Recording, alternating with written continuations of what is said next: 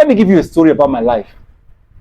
In 1991, no, before 1991, 1989, I left my primary school. I was supposed to go into secondary school because of 16 naira school fees. I only had my mom, who is late now. Because of 16 naira school fees, I could not proceed into GSS 1, a government school for that matter. That's my background. I have to repeat primary 6, 1990. After I passed out of 1990 primary 6 repeat class, I could not still continue. My mom said, you need to go and meet your sister in Kano. I went to Kano, spent 3 months, came back, and my mom said the finality of it is, I can't afford you going to public primary secondary school.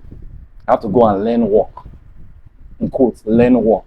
So I was to learn, no, not I was to. I started learning electrical and electronics.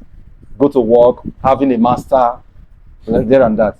Close to a year, the 1991 governorship election that brought in Oyegun into Edo State and some other governors into their various states happened. They were sworn in. That governor implemented his educational policies, which was free education from secondary school downward. It affected me. As a result of that government policy, my nephew, Kenneth, approached me. Osemu, why don't you go and start GSS 1 now? There's no more school fees again. I reasoned it. Oh, that's true. I approached my elder brother. My mom wasn't even having money to fund the school that period. My elder brother did. My brother, Reverend Albert Obo, he bought me uniform and books. I started my JSS 1. Myself, he did it for me and OC, who is late now. It was because of free education of Odigie Oyegun that myself and OC, who is late now, we gained our admission into the government secondary school, whose school fees was 17 naira or 16 naira thereabouts, which we could not afford. My mom could not afford it. Osewa, which is OC Philip Obo's mom, couldn't afford it. So we were, if not for that free education, there wouldn't have been anything education for me and OC back then. That's one. In 2009, as I was graduating from Abu Salih University, this time around I was self-sponsored. I know better now. I know what to do to see myself through university. I was to graduate, but I had problem. I had extension, which requires me paying school fees for that extension year.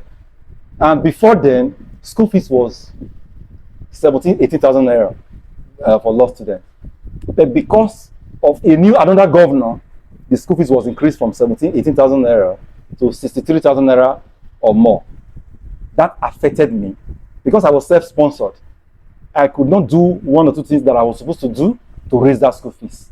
Based on my knowledge then and my ability then, I could not afford that school fees. I dropped out, only to come and complete that program in 2014.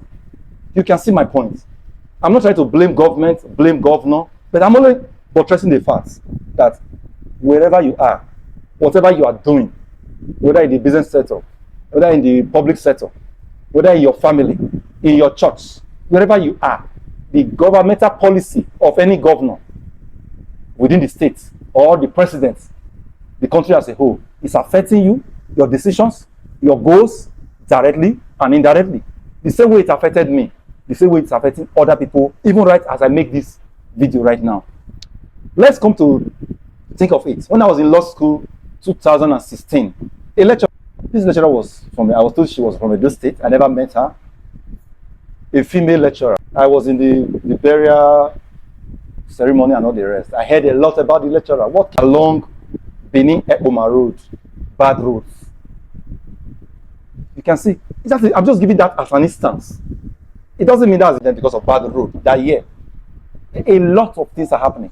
What about the persons that are traveling out of the country? The Jakba syndrome, the Jakba session. A lot of people are Jakbaing and will not get to their destination. They will die that. They are still as a result of the decisions of who is governor and who is president. You may tell me there are some persons that they don't travel, that stay behind and did something with their hand. We are not the same. All figures are not equal. You must agree with me. Some percentage will do something about it. Some will take another choice about it. So what I'm saying is that for us that are here, for us that are still here. This is the more reason all of us must be part of what is happening in our land today. Politics is not dirty. We have only, over the years, allowed dirty people to be in it. That is why we are not calling it dirty. I advise all of us to put all hands on deck, to be part of this, to be mentally aware and be committedly aware of what is happening. Let's commit, not just being aware alone. Let us be committed to the politics, to the governors who governs us, screening and criticizing, pointing out whenever they are going out of line. It is our constitutional right to criticize them, to say what they are doing is right or is not good. So let us all be on deck, all hands be on deck. The Nigeria we fail to build today, our children will inherit. The Nigeria we fail to contribute to today, our children will inherit. I have my children of my own now. If I don't do something about it, if I cannot point to, oh, I was up and doing this, they will inherit it. Just like I inherit the Nigeria of my father.